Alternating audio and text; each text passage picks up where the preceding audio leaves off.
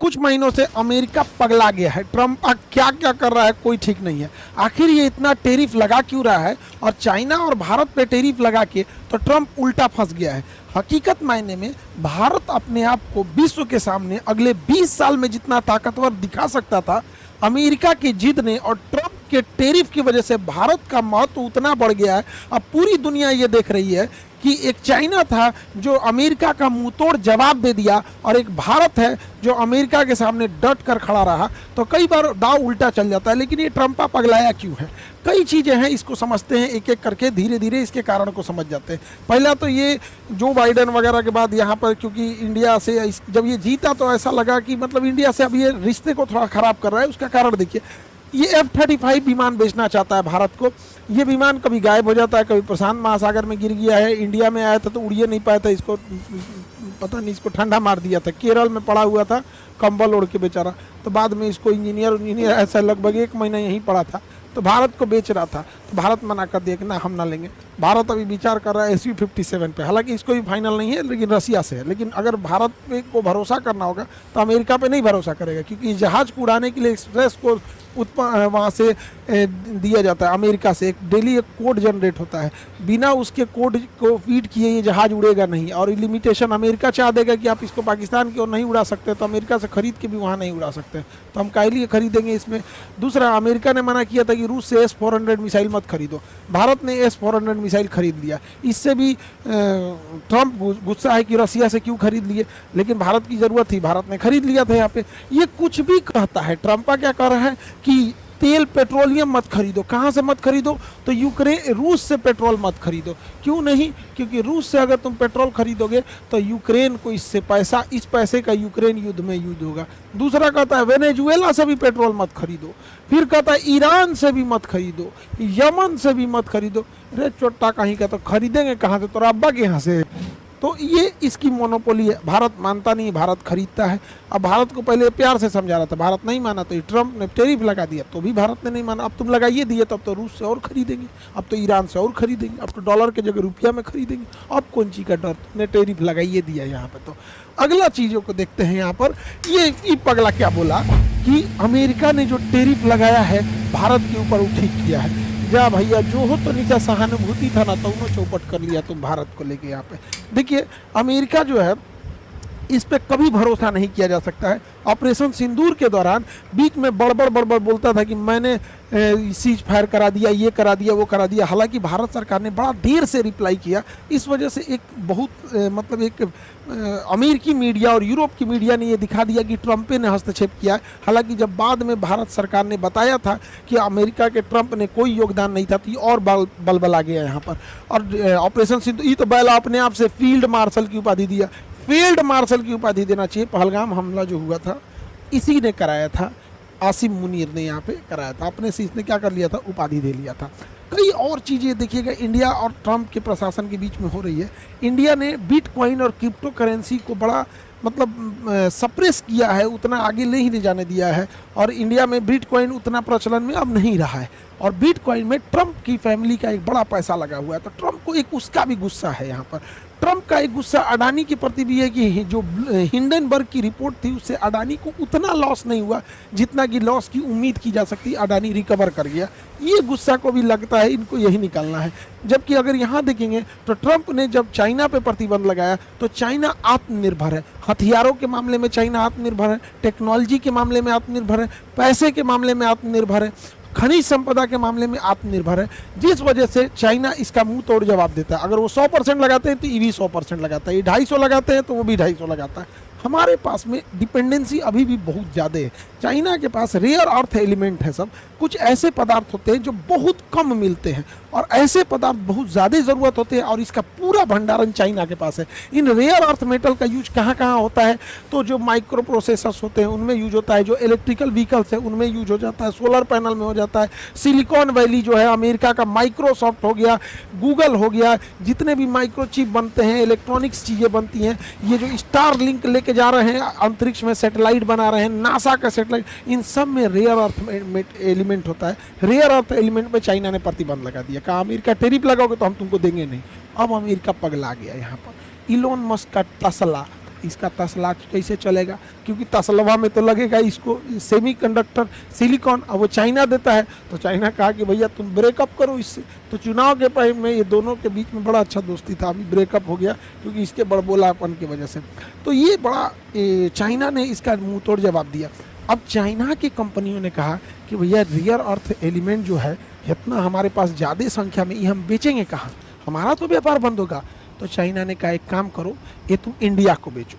तो भारत को अब देखिएगा ये रियर अर्थ एलिमेंट मिलेगा। आने वाले 2 से 3 महीने में आप देखिएगा भारत में सेमीकंडक्टर धड़ल्ले से बनने लगे हैं। भारत में देखिएगा माइक्रो प्रोसेसर, चिप, ये सब बहुत तेज़ी से बनेंगे और ये चीज़ ये अमेरिका को इससे लॉस लगेगा। तो चाइना ने इस पर बड़ा बेहतरीन ढंग से काम किया।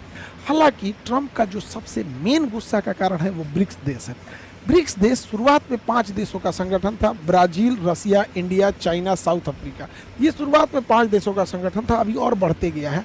ब्रिक्स देश जो है ये डॉलराइजेशन, डी डॉलराइजेशन की ओर बढ़ रहे हैं, जो ट्रंप का सबसे बड़ा गुस्सा का कारण है। और इनका R5, अब एक एक करके समझिए, ये एक नई मुद्रा लाना चाह रहे हैं जिसका नाम होगा R5 करके मुद्रा लाएंगे। अभी इसका नाम पूरा डिसाइड नहीं है, इसलिए शुरुआत में इन्हें R5 के नाम से जानते हैं हम लोग यहाँ पर, बल्कि इसे और क्लास में आपको रीजन बता देंगे R5 क्यों कहते हैं। अब ब्रिक्स देश अभी और इसकी संख्या बढ़ते जा रही है, 10-15 इसकी संख्या बढ़ेगी। अब ये ब्रिक्स कैसे काम करता है और ब्रिक्स से अमेरिका को इतना डर क्यों है, समझिएगा, ध्यान से समझिएगा। पहले ज़माने में जब व्यापार होता था तो सोने चांदी में व्यापार होता था कि हम सोना दे देते थे या चांदी से व्यापार होता था। तो ये थोड़ी दूर पे व्यापार जब होता था ऐसे तो चल सकता था। लेकिन जब दूर के व्यापार होते थे, दूर का व्यापार, तो इसमें ना ये एक थोड़ा सा सिस्टम चेंज हुआ। वो उसके जगह पे करेंसी का सिस्टम आया। जैसे किसी को दिल्ली से सामान भेजना होता था कलकत्ता, दिल्ली से सामान कलकत्ता भेजना था, तो वो क्या करता था, दिल्ली के किसी व्यापारी को सोना दे देता था कि भैया ये लो, तुम सोने की 20 सिक्के रखो।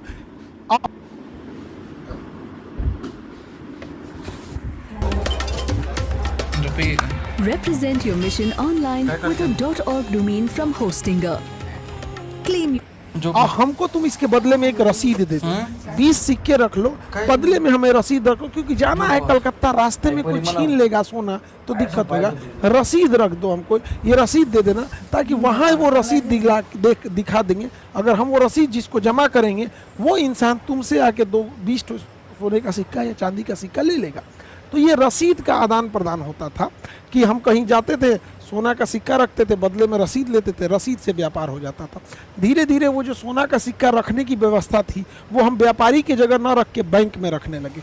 अब बैंक उस सोना के बदले हमें रसीद देने लगा कि हाँ भैया ये रसीद लीजिए। तो अब जब से बैंक जब आ गया तो इसमें क्या हुआ कि अगर हमें किसी को सोना का 20 सिक्का देना है मद्रास में ले जाके, केरला में ले जाके, तो हम ऐसे नहीं देते थे, बल्कि बैंक को रख देते थे, ये लीजिए 20 सोने के सिक्के, बदले में हमें रसीद दीजिए। केरला में गए, मसाला खरीदे, उनको 20 सोने का सिक्का ना देके वही रसीद दिए, क्योंकि यह बैंक जो मेरे यहाँ पटना में है वही केरला में भी है। तो ये बैंकिंग सिस्टम ऐसे ऐसे आने लगा। इसी बीच जब प्रथम विश्व युद्ध हुआ और द्वितीय विश्व युद्ध हुआ, इन युद्धों के बीच में पूरी दुनिया में सारे लोगों ने आपस में बहुत भीषण लड़ाइयाँ हुई थी। तो सोना जो रखा गया था, ज़्यादातर सोना जो रखा गया था वो ब्रिटेन से शिफ्ट होकर अमेरिका में जाने लगा। अमेरिका ने कहा हमारे बैंक में सोना रख लो, बदले में हमसे रसीद ले लेना। तो पूरी दुनिया ने अपना सोना रखा अमेरिका में, बदले में अमेरिका ने उन्हें रसीद दे दिया कि इसी रसीद से तुम व्यापार करना। तो सबसे ज़्यादा सोना किसके पास आ गया? अमेरिका के पास आ गया। और पूरी दुनिया अपना सोना रखने लगी अमेरिका के पास। बदले में अमेरिका एक रसीद देता था कि ये रसीद जब आप हमको दिखाइएगा, ये रसीद हमको दिखाइएगा, बदले में अपना सोना लेके चले जाइएगा। जब फर्स्ट वर्ल्ड वार हुआ और सेकेंड वर्ल्ड वार हुआ, पूरी दुनिया की अर्थव्यवस्था तबाह हो गई, बर्बाद हो गई। और सबका सोना रखा हुआ था कहाँ पर? अमेरिका में। और अमेरिका सुपर पावर आया, एटम बम वगैरह था तो सुरक्षित भी रखा था। एक दिन अमेरिका के राष्ट्रपति निक्सन ने पगलाया, और निक्सन ने पगलाया, कहा कि जितना लोग अपना अपना रसीद रखे हो ना, ये रसीद रखे रहो, हम सोना वापस नहीं करेंगे। सबका सोना हड़प लिया, सबका सोना हड़प लिया और सबको रसीद दे दिया। वह रसीदवा लेके घूम रहे हैं लोग, जिसको कहते हैं डॉलर। वही है डॉलर। अब हमारी मजबूरी है, हम ये डॉलर इसको देते हैं, यही डॉलर इसको देते हैं, ये डॉलर इसको देते हैं, तो डॉलर आपस में घूम रहा है। लेकिन अगर ये पूरी दुनिया के लोग इस डॉलर को छोड़कर पूरी तरह अमेरिका को चल गए और कहे कि ते अपना डॉलर पकड़ हमरा सोना दे, तो अमेरिका दे नहीं पाएगा। इसलिए अमेरिका को जिंदा रखने के लिए डॉलर को जिंदा रखना पड़ेगा। अमेरिका नहीं चाहता है कि कोई डॉलर को रिसीव करने से मना करे, इसलिए वो पूरी दुनिया को कहता है कि डॉलर में यूज करो, क्योंकि डॉलर अगर कोई नहीं लेगा, डॉलर जैसे हमको श्रीलंका का 1 लाख रुपया आ जाएगा, इंडिया में कोई श्रीलंका का 1 लाख रुपया नहीं लेगा तो हम श्रीलंका में वापस करेंगे, ले पैसा। इसीलिए अमेरिका चाहता है कि डॉलर जब तक चलते रहेगा कोई अमेरिका की ओर वापस नहीं आएगा, और जो डॉलर पे उंगली उठाता है अमेरिका उसको बर्बाद कर देता है। सद्दाम हुसैन उठाए थे, बर्बाद कर दिया। लीबिया में मुअम्मर गद्दाफी उठाए थे, बर्बाद कर दिया। सीरिया में बशर अल असद उठाए थे, बर्बाद कर दिया। यमन में शेख अब्दुल्ला साले, बर्बाद कर दिया। होस्नी मुबारक, बर्बाद कर दिया। ईरान ने उठाए थे, तबाह कर दिया ईरान को। तो अमेरिका को है कि हमारा डॉलर से छेड़छाड़ नहीं होना चाहिए। लेकिन ब्रिक्स देश वालों ने कहा कि एक काम करते हैं, अकेले अकेले नहीं लड़ते हैं, अकेले अकेले नहीं लड़ते हैं, हम लोग आपस में ब्रिक्स देश में रसिया है, चाइना है, इंडिया है, साउथ अफ्रीका है, ब्राज़ील है। शुरुआत में इन देशों ने कहा कि भैया हम जब 44% जीडीपी रखते हैं तो हम अपना व्यापार डॉलर में नहीं करेंगे, हम अपना एक नई मुद्रा लाएंगे। और 2029 तक संभवतः ये अपनी मुद्रा लाने वाले हैं। ट्रंप को इसी से डर है कि अगर ये अपनी मुद्रा ला देंगे, R5 ला देंगे, तो लोग डॉलर को यूज करना कम कर देंगे। धीरे धीरे जब लोग डॉलर को यूज कम करने लगेंगे और लोग R5 पे शिफ्ट होंगे तो डॉलर वेस्ट पड़ा रहेगा, फालतू पड़ा रहेगा, तो लोग कहेंगे ये डॉलर लेके अमेरिका के पास है, डॉलर रखो और सोना दो, अमेरिका दे नहीं पाएगा। अमेरिका का मेन डर यही है। तो डी डॉलराइजेशन के ऊपर बहुत तेजी से वर्क हो रहा है। हालांकि हमारी अमेरिका के प्रति डिपेंडेंसी ज़्यादा है। हमारा एविएशन इंडस्ट्री, हमारी लड़ाकू जहाज़ें सब विदेशों से ही आई हैं, चाहे फ्रांस हो, ब्रिटेन हो, अमेरिका हो या कहीं से भी। हमने तेजस बनाया भी तो उसका अपना इंजन नहीं बना पाए हैं। ये जो सवारी वाली जहाज़ें आती हैं इस पर डोमिनेट है, और या तो अमेरिका की बोइंग है या फिर एयरबस है यूरोप का। चाइना अपना खुद का बना लिया है, रसिया का अपना खुद का है। हम लोग इसमें बहुत पीछे हैं। हेलीकॉप्टर ना सवारी वाला और ना ही लड़ाई वाला हम लोग इसमें नहीं बना पाते। इस वजह से अमेरिका की डिपेंडेंसी है। और ऐसे समझिए कि जो ईरान के राष्ट्रपति मारे गए थे ना, वो भी अमेरिका का हेलीकॉप्टर था। तो बड़ा अमेरिका पे ज़्यादा भरोसा नहीं कर सकते। हालांकि हम लोगों ने बहुत हद तक कई चीज़ों को डेवलप किया है जो पूरी दुनिया के सामने एक रोल मॉडल है। जैसे डिजी लॉकर, हम सबको कहते हैं, जितने स्टूडेंट हैं सारे लोग डिजी लॉकर यूज़ किया कीजिए। अपना इसमें ड्राइविंग लाइसेंस, अपना मार्कशीट यूज कर लीजिए, आधार कार्ड रख लीजिए, पैन कार्ड रख लीजिए। आपके मोबाइल में एक एप्लीकेशन आता है डिजी लॉकर। जो एयरपोर्ट पे जाते होंगे उन्हें लाइन नहीं लगना होगा, डिजी यात्रा, ना टिकट दिखाना ना कुछ। एक बार लॉगिन करके इसमें फेस दिखा दीजिए, आपके चेहरे से ही देख लेगा और बता देगा कि आपका किस जहाज में फ्लाइट है, आपकी फ्लाइट कहाँ पे है, मतलब सारा चीज़ आपका चेहरा देख के ही बता देगा, डिजी यात्रा। तो जो लोग फ्लाइट यूज करते हैं उन्हें समझ में आता होगा। आधार से आजकल इतनी चीज़ें लिंक हो गई हैं। हम लोग का तो दुनिया में सबसे बेहतरीन है आपका यूपीआई, इससे बेहतरीन है नहीं।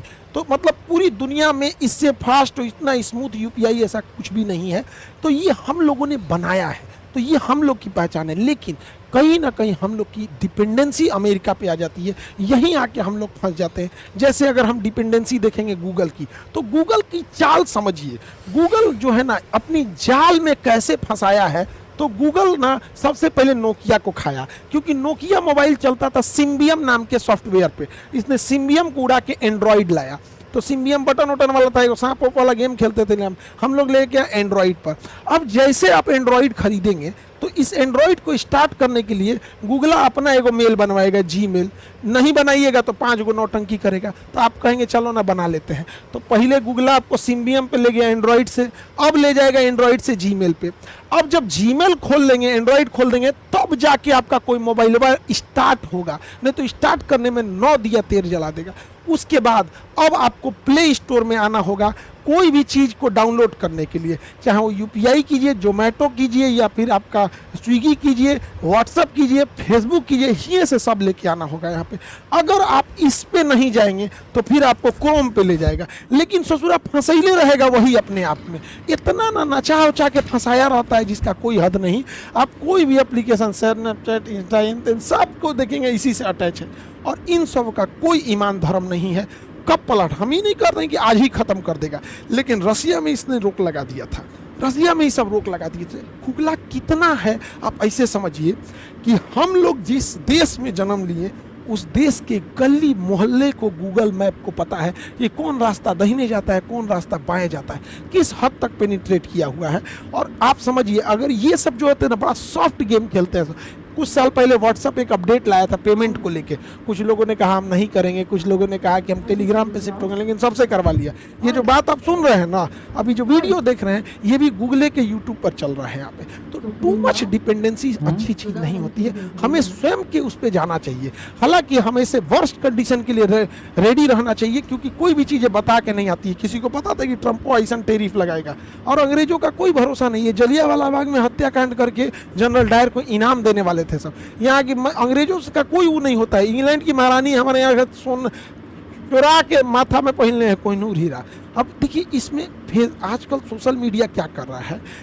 फेसबुक अमेरिका का है, श्रीलंका को तबाह करने में फेसबुक का बड़ा योगदान था। वो हम अलग टॉपिक पे बता सकते हैं, कभी वीडियो बना देंगे कि श्रीलंका को कैसे फेसबुक ने डुबाया।